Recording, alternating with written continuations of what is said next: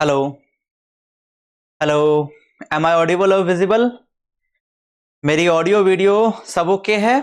चलिए स्टार्ट किया जाए आज का session. Okay so hello and good evening, आप सभी का स्वागत है इस प्यारे से ब्यूटीफुल से प्लेटफॉर्म पे जहां हम अभी कर रहे हैं अपना ऑब्जेक्टिव गेस क्वेश्चन, जहां से हमें मिलेगी बिहार बोर्ड 2026 के बायोलॉजी के एग्जाम में जीत हासिल होगी। ठीक है जी। तो आज की कुछ लाइनें हो जाएं। आज का जो लाइन है वो ये कहता है कि अभी तो असली मंजिल पाना बाकी है, अभी तो असली मंजिल पाना बाकी है, अभी तो इरादों का इम्तिहान बाकी है, अभी तो असली मंजिल पाना बाकी है, अभी तो इरादों का इम्तिहान बाकी है, अभी तो तौली है मुट्ठी भर जमीन हमने, अभी तो तौली है मुट्ठी भर जमीन हमने, अभी तो तौलना पूरा का पूरा आसमान बाकी है। चलिए तो इसी के साथ हम स्टार्ट करते हैं आज का अपना ब्यूटीफुल सा सेशन, जहां पे हम कुछ ऑब्जेक्टिव क्वेश्चंस को करने वाले हैं जो ऑलमोस्ट हर साल बिहार बोर्ड के एग्जाम में, बायोलॉजी के एग्जाम में टकराते हैं। ठीक है जी। चलिए तो कल हमने principle of inheritance and variation नामक चैप्टर से हमने टोटल 30 क्वेश्चन कर लिए थे। आज हम आगे बढ़ते हैं और करते हैं अपना 31वां क्वेश्चन। ठीक है बच्चों, यहां पे क्या कह रहा है 31वां क्वेश्चन? ठीक है, आज भी अगेन बहुत ज्यादा टाइम नहीं लेंगे। ठीक है, बट आप सभी से रिक्वेस्ट है कि कोई भी स्टूडेंट बीच में क्लास लीव ना करे। ठीक है, आप सभी से रिक्वेस्ट है कि कोई भी स्टूडेंट बीच में क्लास लीव ना करे। बहुत से बच्चे ऐसे हैं जो कि बीच में आते हैं, 1-2 मिनट क्लास किए बस हो गया। ऐसा ना करे, आप ऐसा बिल्कुल भी ना करें। आपका बहुत कम समय बचा है आपके एग्जाम के लिए। ठीक है, चलिए देखते हैं हम क्वेश्चन को। ठीक है, जिन बच्चों ने अभी तक सब्सक्राइब नहीं किया है चैनल को, फटाफट से चैनल को सब्सक्राइब कर लीजिए, वीडियो को लाइक कीजिए और प्यारा सा कमेंट कर दीजिएगा आफ्टर क्लास। ठीक है, चलिए तो यहां पे क्वेश्चन नंबर 31 जो कहता है, क्वेश्चन नंबर 31वां नंबर जो क्वेश्चन यहां पे कहता है वो ये कहता है कि person having genotype II would show the blood group as AB। कोई पर्सन है, आप उसको भी, जीनोटाइप को भी आप यहां पे छोड़ दीजिए। यहां पे क्या बोल रहा है कि कोई पर्सन है जिसका ब्लड ग्रुप क्या है, जिसका ब्लड ग्रुप है AB। तो यहां पे जीनोटाइप होना चाहिए IA और IB। ठीक है, कोई पर्सन है जिसका जीनोटाइप है IAIB, यानी कि उसका ब्लड ग्रुप क्या है AB। इसका मतलब वो इनमें से क्या चीज को शो कर रहा है? अब देखिए यहां पे इसने भी अपना इफेक्ट शो किया और बी वाले ने भी अपना इफेक्ट शो किया, मतलब दोनों ने इफेक्ट शो किया। तो इसको मैंने क्या बतलाया हुआ था? मैंने बतलाया हुआ था कि ये क्या होगा भैया, ये होगा अपना को डोमिनेंस। क्लियर? चलो अगला क्वेश्चन। अगला क्वेश्चन है Which of the following will not result in variation among sibling। मतलब कि यहां पे बोल रहा है कि कौन सा ऐसा है, इनमें से क्या चीज ऐसा है जिसमें सिबलिंग में यदि किया जाए, सिबलिंग में यदि ऐसा कौन सा प्रोसेस किया जाए जिसके कारण क्या होगा, जिसके कारण हमें वेरिएशंस देखने को नहीं मिलेगा। ठीक है, यदि हम ये करें या फिर ये या फिर ये, इन सब में हमें वेरिएशन देखने को मिलेगा। लेकिन लिंकेज वाला जो यहां पे ऑप्शन है, ये जो यहां पे लिंकेज है, यदि हम सिबलिंग के बीच करें, यानी कि यदि हम सहोदर भाई बहन के बीच यदि हम यहां पे लिंकेज वाला प्रोसेस करेंगे तो हमें क्या मिलेगा, वहां पे हमें वेरिएशन देखने को नहीं मिलेगा। सो हमारा यहां पे ऑप्शन क्या हो जाएगा, लिंकेज। क्लियर? चलिए अगला क्वेश्चन। अगला क्वेश्चन है XO monosomy in female causes. XO monosomy, कल ही मैंने बताया हुआ था मोनोसोमी, बाइसोमी और ट्राइसोमी तीनों के बारे में। चलिए फटाफट से यहां पे आप लोग इसका आंसर कीजिए। ठीक है, चलिए फटाफट से आप लोग इसका आंसर कीजिए यहां पे। ठीक है जी, जल्दी से बताइए, फटाफट से आंसर कीजिए, फटाफट से आंसर कीजिए। क्या होगा यहां पे आंसर, क्या होगा यहां पे आंसर? जल्दी से, जल्दी से। ओके ओके, हाँ जी। देखिए, बताया हुआ था मैंने कि 21st वाला यदि क्रोमोसोम ट्राइसोमी हो जाए तो उसको बोलते हैं डाउन सिंड्रोम, ठीक है। यदि सेक्स क्रोमोसोम यदि ट्राइसोमी हो जाए तो उसको बोलते हैं क्लाइनफेल्टर सिंड्रोम।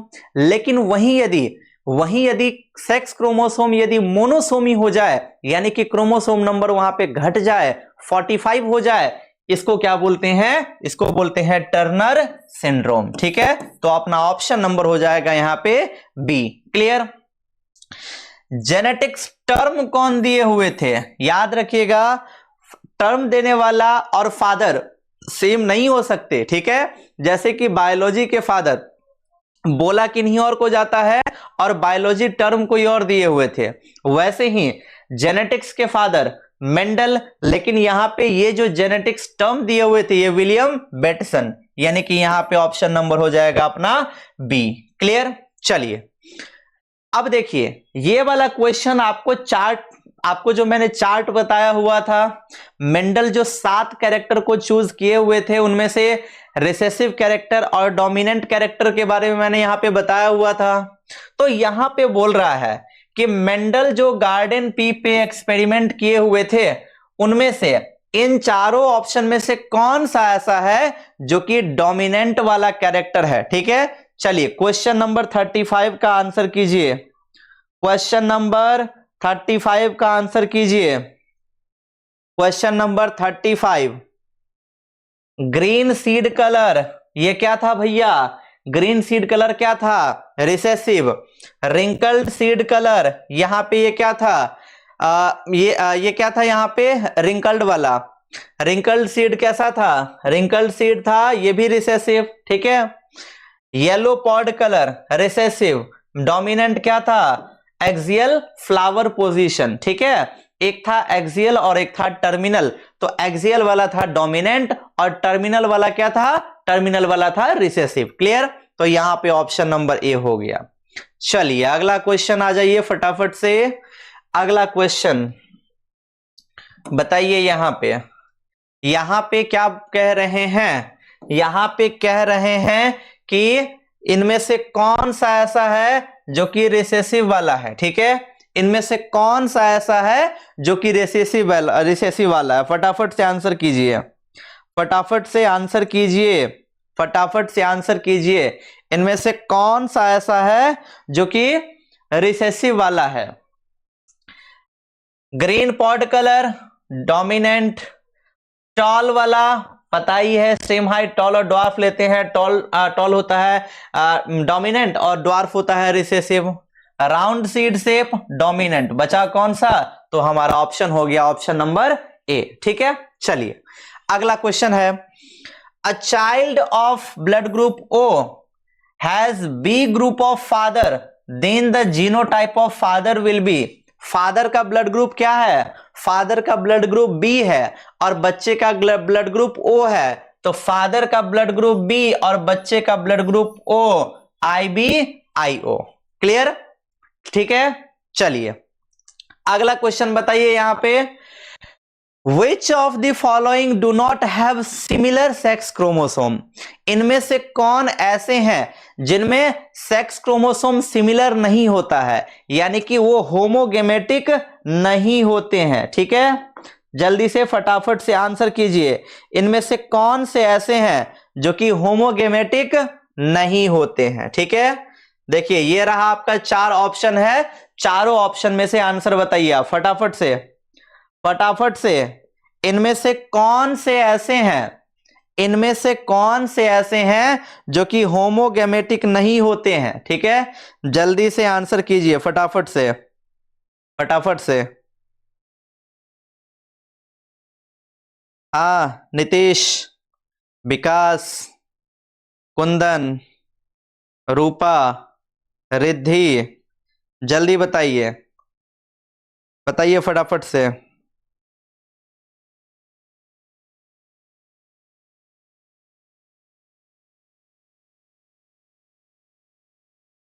हाँ जी जल्दी से बताइए फटाफट से, सभी को, सभी लोग।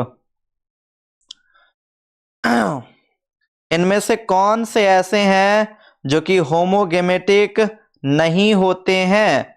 होमोगेमेटिक नहीं होते हैं, होमोगेमेटिक नहीं होते हैं, ठीक है, मतलब कि हेटेरोगेमेटिक होते हैं, ठीक है।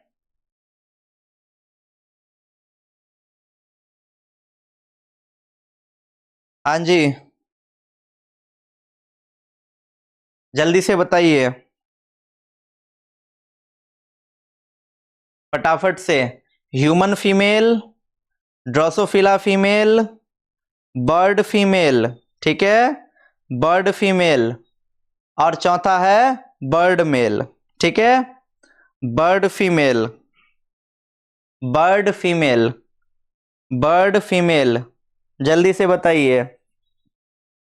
ओके, देखिए यहां पे जो हमारा पहला वाला है, यहां पे जो हमारा पहला वाला है यानी कि ये वाला ह्यूमन फीमेल, तो ह्यूमन फीमेल की यदि हम बात करें तो ह्यूमन फीमेल के पास क्या होता है? XX। यदि इसकी बात करेंगे तो ड्रोसोफिला के पास यहां भी XX फीमेल वाला। यदि बर्ड मेल की बात करेंगे तो ZZ, और बर्ड फीमेल की तो ZW। तो हमारा ऑप्शन नंबर हो जाएगा, वो होगा यहां पे ऑप्शन नंबर C, ठीक है। चलिए अगला क्वेश्चन है, अगला क्वेश्चन है, इसका आंसर कीजिए, अगले क्वेश्चन का आंसर कीजिए फटाफट से। कलर ब्लाइंडनेस का जो जीन है, कलर ब्लाइंडनेस का जो जीन है वो कहां पे लोकेटेड होता है? ठीक है, कलर ब्लाइंडनेस का जो जीन है, कलर ब्लाइंडनेस का जो जीन है वो कहां पे लोकेटेड होता है? कौन से वाले क्रोमोसोम पे लोकेटेड होता है? क्या वो Y क्रोमोसोम पे होता है? नहीं। क्या वो 13 पे होता है? नहीं, ये भी ऐसा कुछ मेंशन नहीं किया गया था। 21st क्रोमोसोम वाला? नहीं, ये डाउन सिंड्रोम में था। बचा क्या? एक्स क्रोमोसोम, बताया हुआ था ना, ये एक्स लिंक्ड रिसेसिव डिसऑर्डर होता है, तो ये हो गया यहां पे, ठीक है। अगला क्वेश्चन है, अगला क्वेश्चन है कि हीमोफीलिया इज ड्यू टू, देखिए हीमोफीलिया किसको बोलते हैं? हीमोफीलिया मैंने आपको बताया हुआ था, हीमोफीलिया ऐसा जेनेटिक कंडीशन होता है जिस कंडीशन में क्या होता है कि क्लॉटिंग फैक्टर एब्सेंट होता है। अब ये जिस पर्सन को हीमोफीलिया हो जाएगा उस पर्सन में ब्लड क्लॉटिंग फैक्टर एब्सेंट हो जाएगा। जैसे क्या होता है, किसी पर्सन को नॉर्मल कट लग गया, अब नॉर्मल कट लग गया तो वहां पे क्या होगा, वहां से खून आता रहता है, लेकिन एक टाइम आने के बाद वो अपने आप थक्का बनकर क्या होता है, वहां पे क्लॉट बन जाता है, जिससे कि ओवर ब्लीडिंग नहीं होती है। लेकिन जिस पर्सन को क्या होगा, जिस पर्सन को हीमोफीलिया, यदि उसको गलती से भी कहीं पे कट लग जाएगा, क्योंकि उसमें क्लॉटिंग फैक्टर एब्सेंट है, खून तक थक्का बनेगा नहीं और कंटिन्यू ब्लड बाहर आता रहेगा, ठीक है। तो हीमोफीलिया दो टाइप का होता है, मैंने बताया हुआ था, हीमोफीलिया ए और हीमोफीलिया बी, ठीक है। हीमोफीलिया ए को बोलते हैं रॉयल्स डिजीज और हीमोफीलिया बी को बोलते हैं क्रिसमस डिजीज। इंपॉर्टेंट है, याद रखिएगा, नोट कर लीजिएगा, ठीक है। और हीमोफीलिया जो मेनली जो होता है ये ब्लड क्लॉटिंग फैक्टर ए के कारण, ठीक है। तो यहां पे ऑप्शन नंबर हो जाएगा सी, ठीक है, यहां पे ऑप्शन नंबर हो जाएगा सी। अगला क्वेश्चन क्या कह रहा है?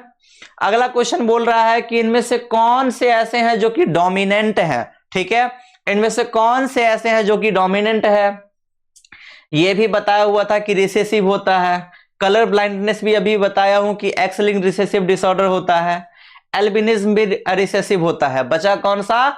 RH फैक्टर, तो ये होता है डोमिनेंट, ये बात याद रखिएगा, ठीक है। चलिए अगला क्वेश्चन बोल रहा है कि डाइहाइब्रिड क्रॉस का F2 जनरेशन में फिनोटिपिक रेशियो कितना होगा? बताए हुए थे ना, 9:3:3:1। रिपीटेड क्वेश्चन है, कल भी ये मैंने बताया हुआ है, क्लियर। अगला, the gene which controls many character, ठीक है, the jeans which control many character, वो जीन जो एक से ज्यादा कैरेक्टर को कंट्रोल करता है। बताया हुआ था जब ज्यादा जीन एक कैरेक्टर को कंट्रोल करेगा उसको बोलते हैं पॉलीजेनिक इनहेरिटेंस, जिसका एग्जांपल मैंने बताया हुआ था आप लोगों को, स्किन कलर, ठीक है। लेकिन यदि बात करेंगे कि एक जीन ज्यादा कैरेक्टर को कंट्रोल कर रहा है तो यहां पे बताए हुए थे ना प्लियोट्रॉपी जीन, क्लियर। क्लियर है बात? चलिए अगला क्वेश्चन बताइए। अगला क्वेश्चन क्या बोल रहे हैं भाई साहब? अगला क्वेश्चन बोल रहे हैं यहां पे down syndrome is due to, down syndrome किसके कारण होता है? क्या वो लिंकेज के कारण होता है? नो। क्या वो सेक्स लिंक्ड इनहेरिटेंस है? नहीं भाई, ये भी नहीं है। क्या वो क्रॉसिंग ओवर के कारण होता है? नहीं, ये भी नहीं है। Non disjunction of chromosome, chromosome के इधर उधर हेर फेर के कारण, यस बताए हुए थे ना, 21st वाला जो होगा ट्राइसोमी में बदल जाएगा, इसी को बोलते हैं डाउन सिंड्रोम। तो ऑप्शन नंबर डी हो जाएगा यहां पे करेक्ट। ठीक है, चलिए अगला क्वेश्चन पे आते हैं। अगला क्वेश्चन क्या कह रहे हैं भाई साहब यहां पे? चलिए ठीक है, अगला क्वेश्चन यहां पे क्या बोल रहे हैं? अगला क्वेश्चन बोल रहे हैं सिकल सेल एनीमिया इनमें से किस टाइप का बीमारी है? जल्दी से बताइए आप लोग, सिकल सेल एनीमिया इनमें से किस टाइप का बीमारी है? हालांकि सिकल सेल एनीमिया भी कैसा है? ये भी एक रिसेसिव वाला है, ठीक है, बट रिसेसिव वाला कैसा? क्या ये एक्स लिंक्ड वाला है? नहीं। बचा कौन सा? ऑटोसोमल। तो ऑटोसोमल रिसेसिव इनहेरिटेंस, यानी कि ऑप्शन नंबर सी। क्लियर? चलिए अगला question, polyploidy can be produced artificially by, polyploidy की यदि हम बात करेंगे, पॉलीप्लॉइडी वाला कंडीशन हम आर्टिफिशियली प्रोड्यूस कर सकते हैं किसके द्वारा? कॉल्चिसिन के द्वारा। ठीक है, कॉल्चिसिन के द्वारा। अगला क्वेश्चन, अगला question, question number 47, Klinefelter syndrome is due to, Klinefelter syndrome is due to, यहां पे क्या होता है? क्लाइनफेल्टर सिंड्रोम किसके कारण होता है? क्लाइनफेल्टर सिंड्रोम किसके कारण होता है? क्लाइनफेल्टर सिंड्रोम में होता क्या है? मैंने बताया हुआ था, यहां पे जो सेक्स क्रोमोसोम क्या हो जाता है? ट्राइसोमी, यानी कि ट्राइसोमी ऑफ सेक्स क्रोमोसोम। ठीक है, मतलब कि यहां पे क्या हो जाता है? 44 प्लस XXY, ये तो ऑटोसोम है, इसको छोड़ दो। यहां पे क्या है? 2X और 1 Y, तो 2X and 1 Y। So here the option number B is correct. ठीक है, so here the option number B is correct. Clear? अगला, अगला क्या है भैया? अगला है कि स्नैपड्रैगन प्लांट का फिनोटिपिक रेशियो F2 जनरेशन में कितना होता है? स्नैपड्रैगन, इसी को डॉग फ्लावर भी बोलते हैं। तो ये किसका एग्जाम्पल था? ये एग्जाम्पल था इनकम्प्लीट डोमिनेंस का। और मैंने बताया हुआ था कि इनकम्प्लीट डोमिनेंस का जीनोटाइप और फिनोटाइप दोनों होता है 1:2:1। सो here the correct option is option number D. ठीक है बॉस, यहां पे करेक्ट ऑप्शन हो जाएगा ऑप्शन नंबर डी। चलिए अगला है, मोनोसोमी कंडीशन किसको बोलते हैं? बाइसोमी भैया, बाइसोमी मतलब 2n है। क्लियर? मतलब ये। ट्राइसोमी मतलब 3n है, मतलब ये। मोनोसोमी मतलब एक, तो मोनोसोमी में 2n-1, तो यहां पे हो जाएगा अपना ऑप्शन नंबर डी। ठीक है जी, चलिए अगला क्वेश्चन, आ जाइए फटाफट से। ठीक है, आ जाइए फटाफट से, जल्दी से बताइए क्वेश्चन नंबर 50 का आंसर। क्वेश्चन नंबर 50 का आंसर बताइए फटाफट से। क्वेश्चन नंबर 50, क्वेश्चन नंबर 50 क्या कह रहे हैं यहां पे? Chromosome is made up of, chromosome इनमें से किससे मिलकर के बना हुआ होता है? डीएनए प्लस पेक्टीन, पेक्टीन का यहां पे कोई चर्चा ही नहीं है, तो फॉल्स। डीएनए प्लस आरएनए, ये भी फॉल्स। सिर्फ हिस्टोन, हिस्टोन क्या होता है? हिस्टोन एक गम के जैसे काम करता है, चिपकाने वाला। सिर्फ हिस्टोन भाई चिपकाने वाला है, लेकिन किसको चिपकाना है वही नहीं पता, तो ये भी नहीं। बचा क्या? ये रहा अपना डीएनए और हिस्टोन। क्लियर? तो क्रोमोसोम बना हुआ होता है डीएनए प्लस हिस्टोन प्रोटीन से मिलकर के। ठीक है जी, चलिए अगला क्वेश्चन, ग्रास हॉपर में इनमें से किस टाइप का सेक्स डिटर्मिनेशन देखने को मिलता है? ZZZW टाइप बर्ड में। ठीक है, ये तो ह्यूमन वाले में। और XXXO बताया हुआ था ना ग्रास हॉपर में। सो here the correct option is option number ए। ठीक है जी, क्लियर है? चलिए ओके, अगला क्वेश्चन आते हैं। Test cross is use to, test cross का यूज कहां पे किया जाता है? चेक करने के लिए हेटेरोजाइगोसिटी का चेक किया जाता है F1 जनरेशन में, इसमें यूज किया जाता है टेस्ट क्रॉस का। ठीक है बॉस, चलिए अगला क्वेश्चन पे आते हैं। अगला क्वेश्चन है हमारा क्वेश्चन नंबर 53। ठीक है जी, अगला क्वेश्चन है क्वेश्चन नंबर 53। यहां पे क्या बोल रहा है भैया? यहां पे क्या बोल रहा है? यहां पे बोल रहा है the phenomenon in which an allele of one gene suppress the activity of another gene।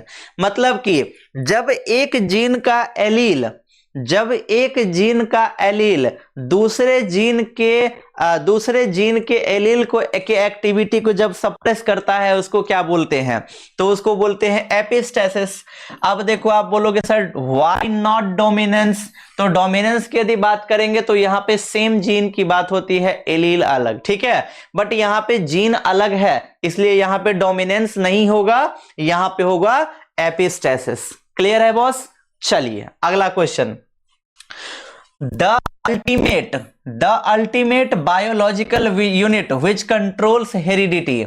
यानी कि यहां पे क्या बोल रहा है भैया? यहां पे बोल रहा है कि एक अल्टीमेट बायोलॉजिकल यूनिट जो कि हेरिडिटी को कंट्रोल करता है। तो बताए हुए थे ना the structural and functional unit of genetics या फिर इनहेरिटेंस क्या होता है भैया? वो रीढ़ की हड्डी क्या है इनहेरिटेंस की? वो है जीन। ठीक है, यूनिट मतलब सबसे छोटा। क्लियर?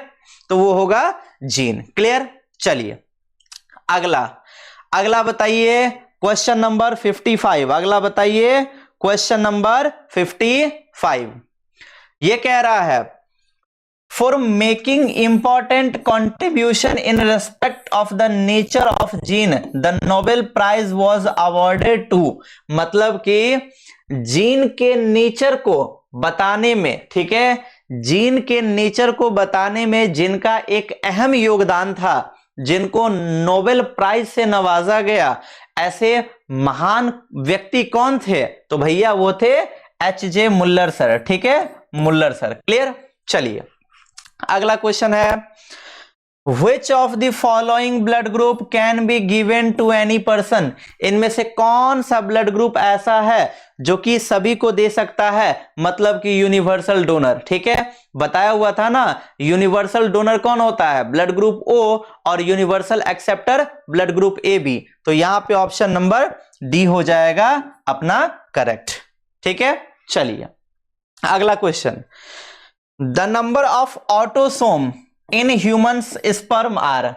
यानी कि ह्यूमन स्पर्म में ऑटोसोम कितना होता है? ठीक है, यदि गैमीट की बात करेंगे, मैंने बताया हुआ था जो गैमीट बनाता है वो होता है डिप्लॉयड, मतलब कि जाइगोट जो गैमीट बनाता है वो डिप्लॉयड कंडीशन। गैमीट होता है हैप्लॉयड। ठीक है, तो मेल गैमीट यानी कि स्पर्म क्या है? हैप्लॉयड।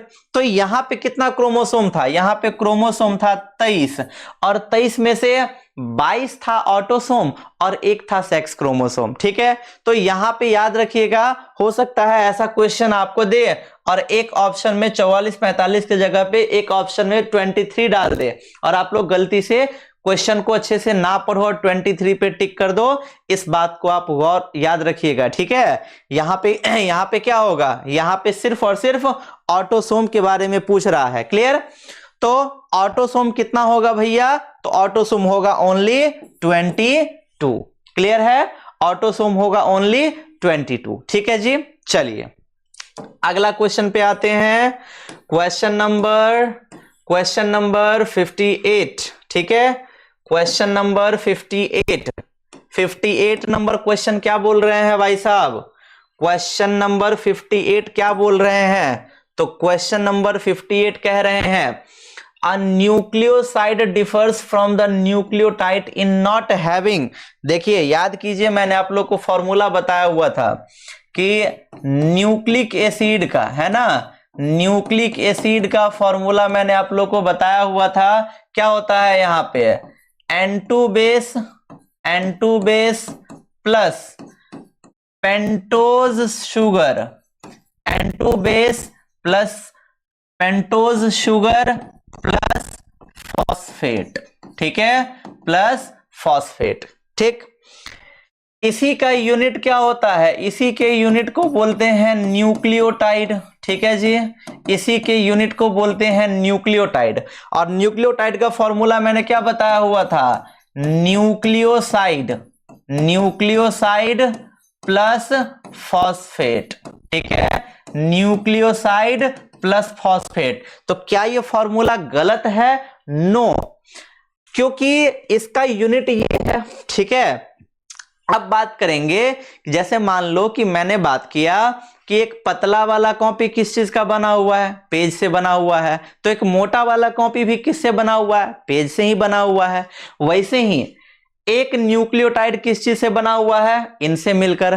तो न्यूक्लिक एसिड उसी को साथ में, मतलब कि यूनिट का मतलब सिर्फ एक गो, ठीक है, और यहां पे बहुत सारा मिलाकर, तो वो भी उसी से मिलकर के बना हुआ है, ठीक है। तो सर आपने इसका फॉर्मूला अलग अलग कैसा लिखा?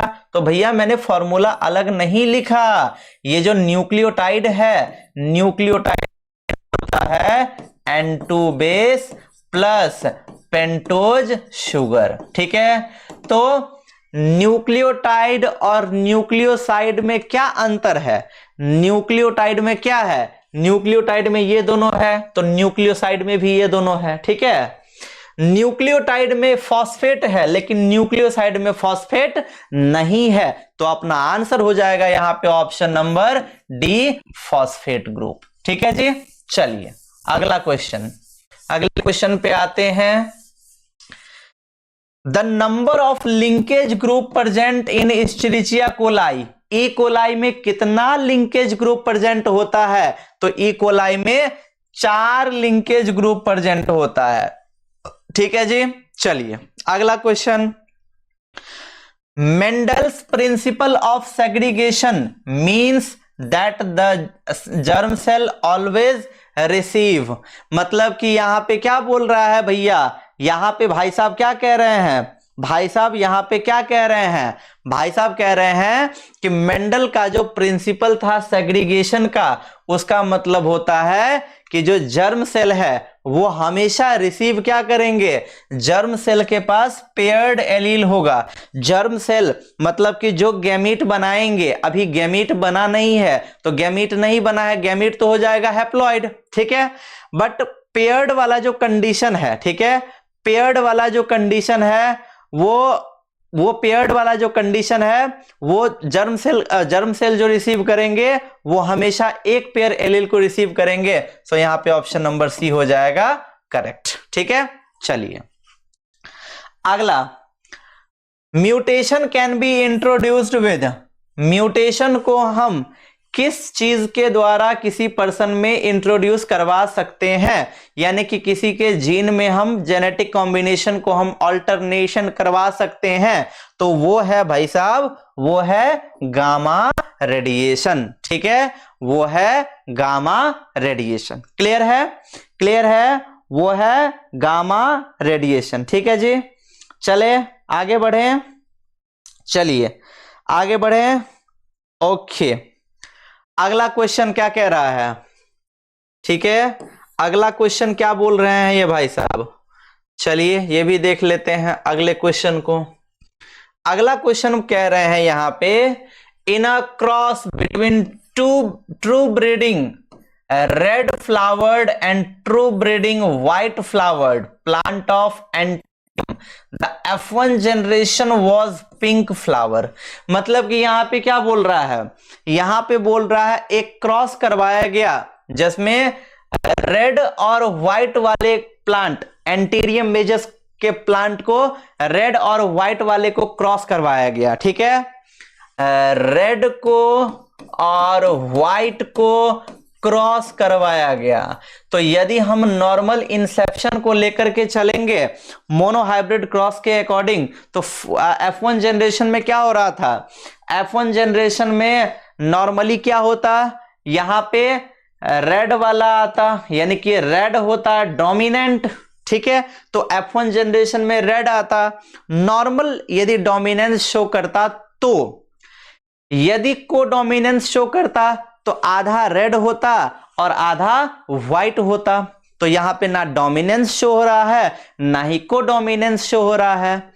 यहां पे दोनों में से कोई भी अपने कैरेक्टर को एक्सप्रेस नहीं कर रहे हैं, ना रेड वाले और ना ही व्हाइट वाले। तो मैंने आप लोग को बताया हुआ था ना, जब दोनों में से कोई भी अपने कैरेक्टर को एक्सप्रेस ना करे, इस कंडीशन को क्या बोलते हैं? इस कंडीशन को बोलते हैं इनकम्प्लीट डोमिनेंस, ठीक है।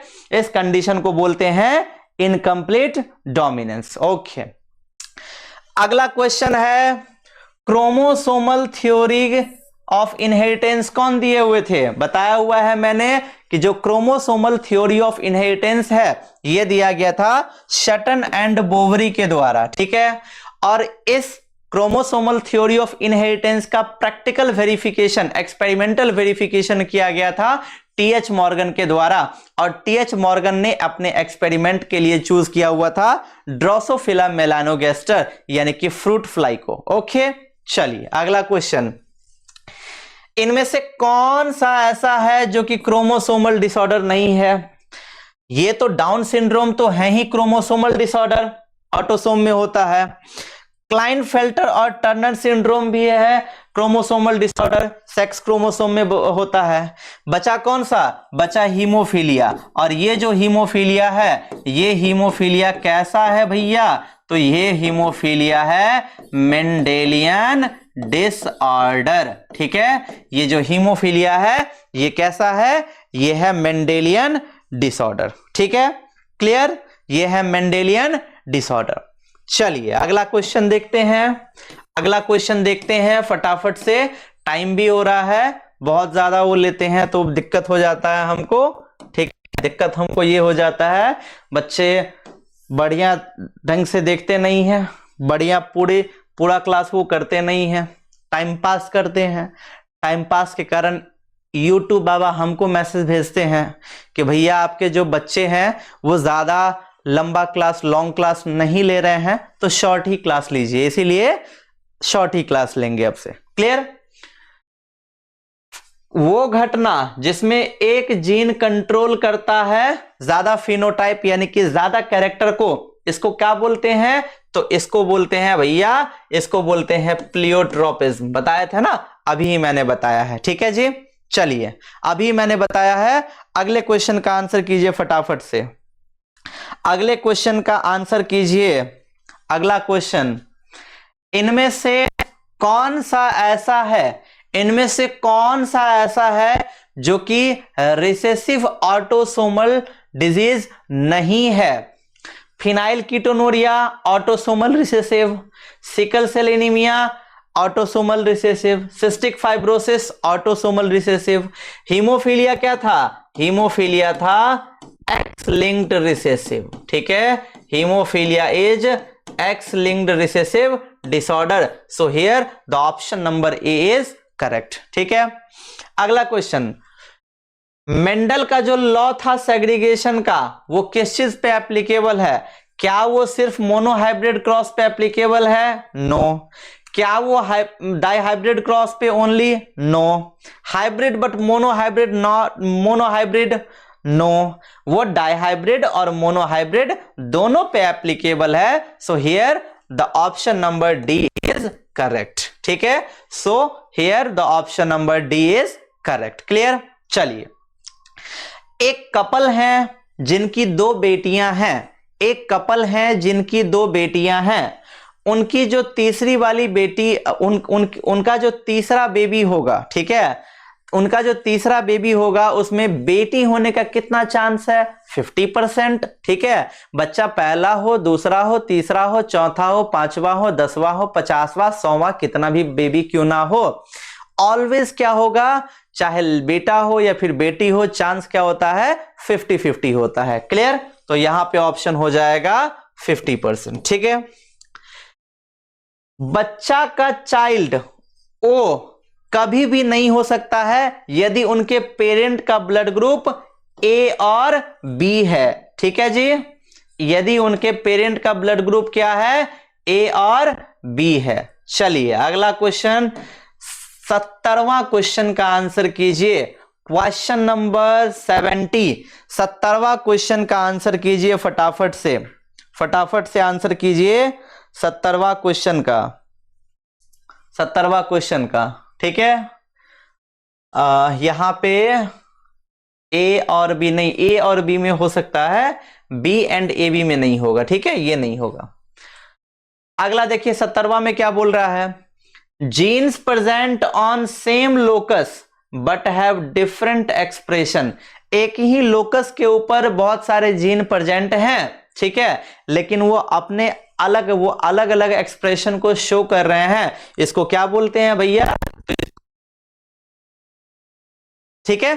तो आज का रहा हमारा, आज हमने टोटल 40 क्वेश्चंस किए। बाकी थोड़ा सा क्वेश्चन बस अब इस चैप्टर का बचा, तो हम अगले क्लास में करेंगे, ठीक है।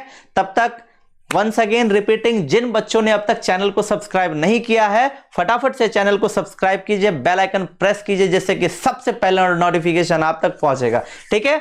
बहुत ही ज्यादा पढ़ाई की भी वीडियोस अब आएंगी, पढ़ाई का तो चलेगा ही कंटिन्यू, कुछ अब नॉलेजेबल वीडियोस भी अब आएगा, ठीक है, कुछ इंटरेस्टिंग वीडियोस भी आएंगे, कुछ अपडेट्स भी आएंगे। तो उन सब के लिए आप फॉलो कीजिए one and only doctor Ashutosh Kumar Chaudhary, ठीक है। तो चलिए मिलते हैं अपने अगले क्लास में, तब तक के लिए बाय बाय, गुड नाइट, शुभ रात्रि, थैंक यू गाइस।